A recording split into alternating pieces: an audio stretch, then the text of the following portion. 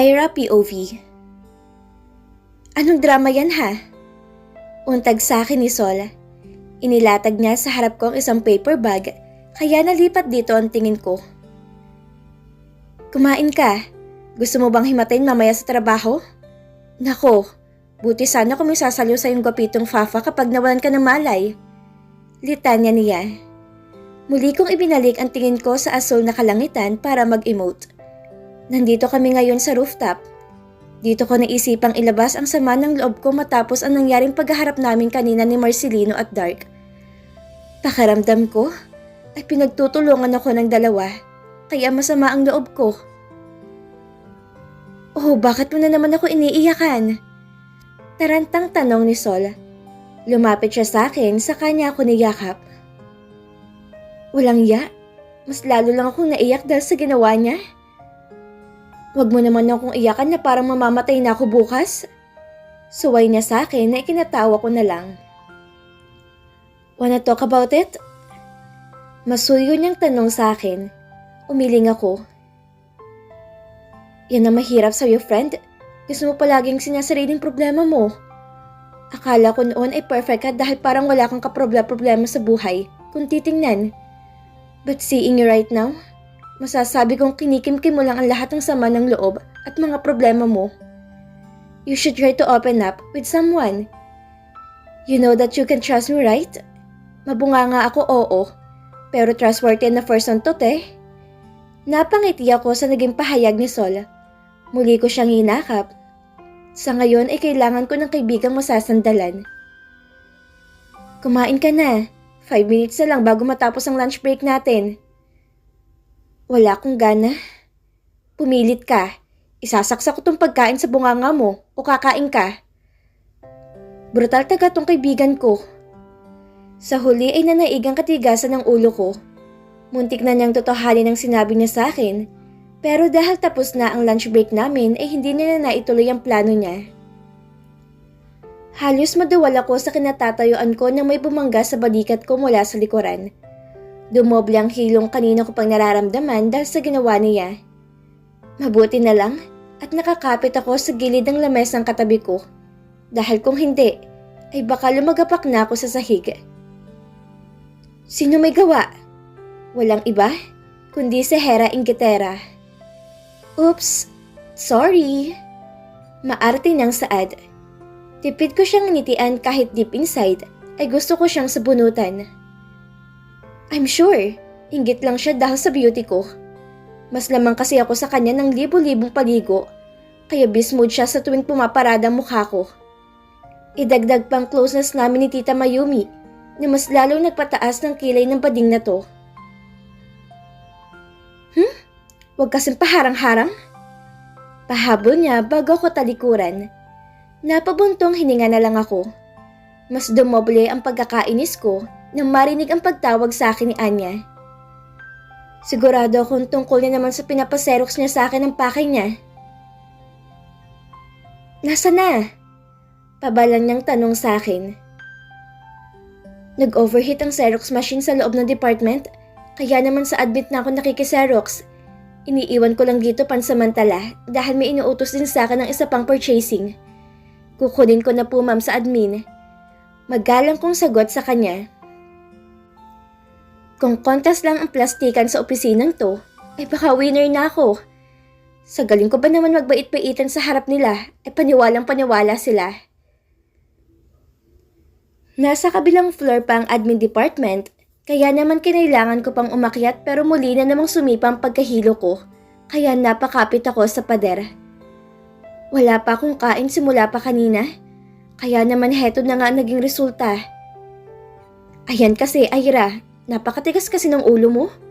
Kung ayaw mong kumain, edi hinayaan mo na lang sana si Sol na isaksak sa bunganga mong pagkain na binili niya kanina. Narinig ko ang pagbukas ng elevator na katabi ko, kaya naman umalis ako sa pagkakasandal sa pader. Nakakaisang hakbang pa lamang ako nang muli na namang umikot ang paningin ko.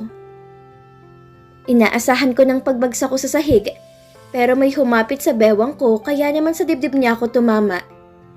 Nanood sa ilong kong pamilyar na pabango nito.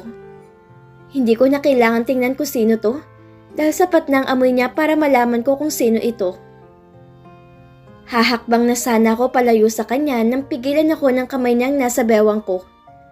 Naramdaman ko na lang ang pag-angat ng mga paa ko sa sahig. Hindi ko na nagawang makaalma dahil sa tuwing sinusubukan kong buksan ang mga mata ko, ay doon naman nag-aala roller coaster ang paningin ko. Sa dami ng pwedeng makakita sa akin, bakit si Dark pa? Anong klaseng kamalasan bang nakabuntot sa akin at siya pa talaga? I need to work. Nanghihinang saad ko. I don't think you can. Baritonong saad nito. Hinayaan ko na lang na bumagsak ang ulo ko sa balikat niya. I still loathe him.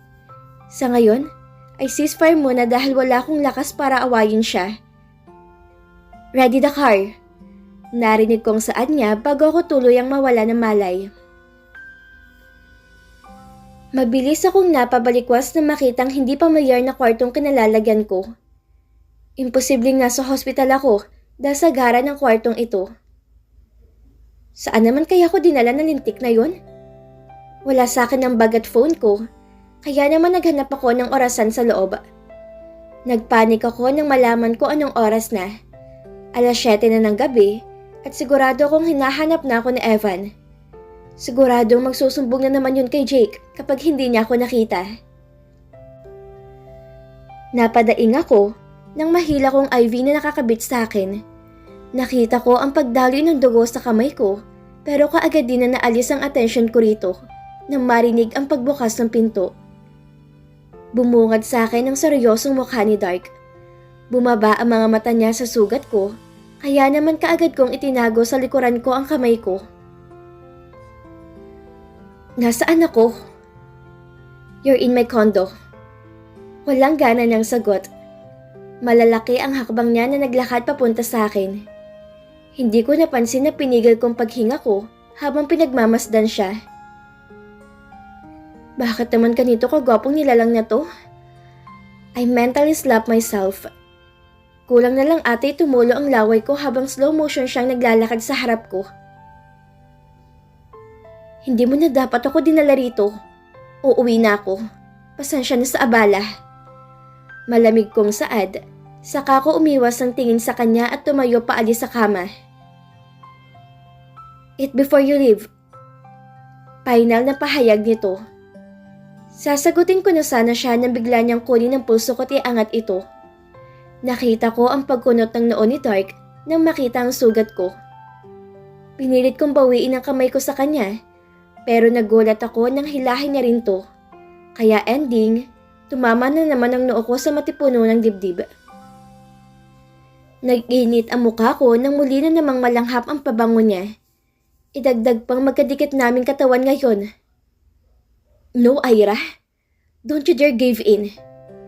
Napaangat ako ng tingin nang hawakan ni Dark ang baba ko at dahilan para magtamang paningin naming dalawa. Napalunok ako ng laway ng haplusin nang hinalaki niya ang babang labi ko bago niya ibaba rito ang tingin niya. Naghurumentado ang puso ko dahil sa ginawa niya. Muli na namang na-disappoint ang inner self ko na makita ko kung gaano kahigpit ang kapit ko sa dibdib niya. Breathe, saad niya na tuluyang nagpabalik sa katinoan ko. Nang talikuran niya ako, ay doon na tuluyang bumagsak ang panga ko. Hindi nakalagpas kanina sa akin ang ngising na kapaskil sa labi niya.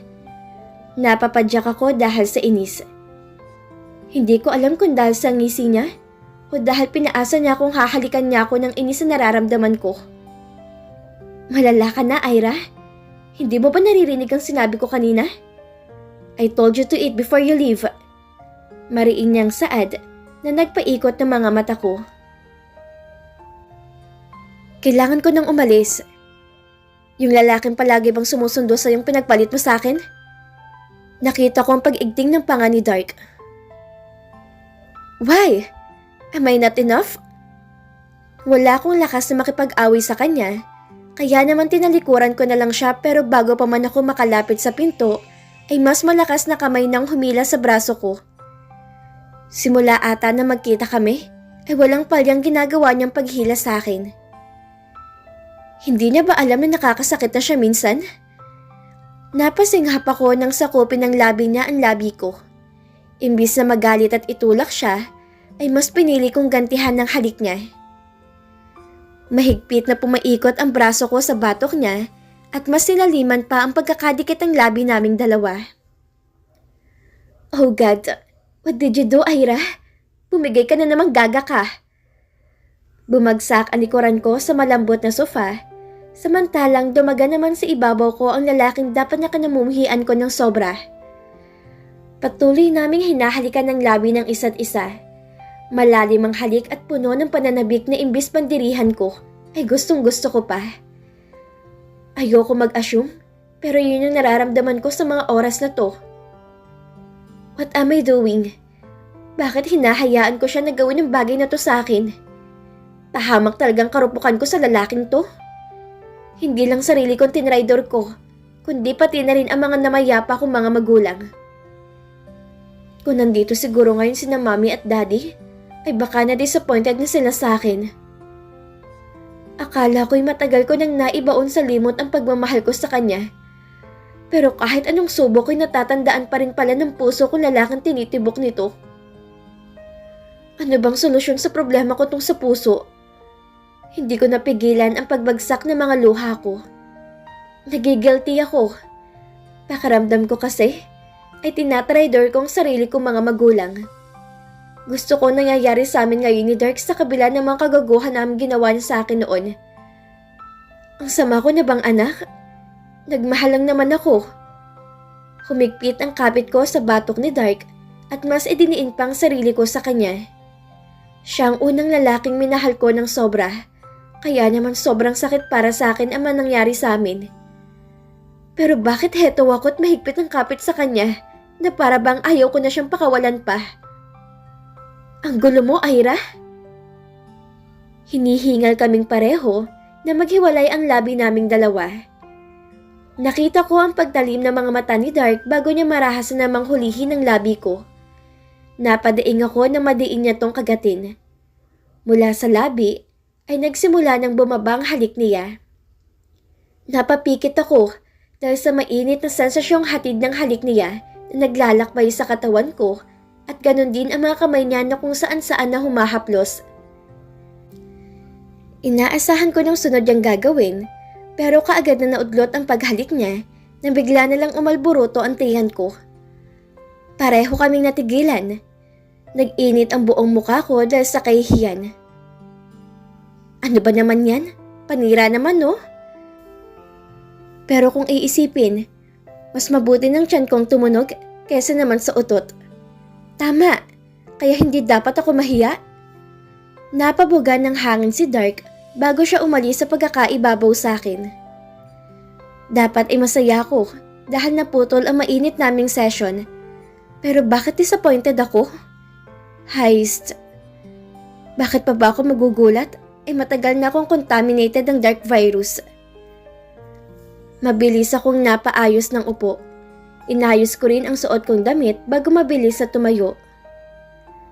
Akala ko'y papayagan niya na ako makalabas sa kondo niya, pero akala ko lang pala yun. Madiin niyang saad.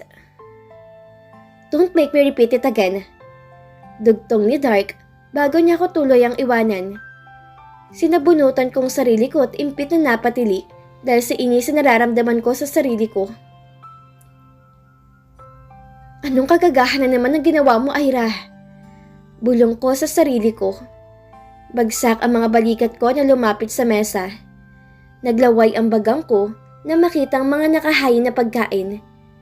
Ito ang mga pagkain na madalas na lutuin ni Mama Stella noon sa amin. Tinampal ko ang magkabila kong pisngi bago mapait ng ngumiti. Nanubig ang mga mata ko nang maalalang naiwan kong pamilya sa barangay Datong Ermita.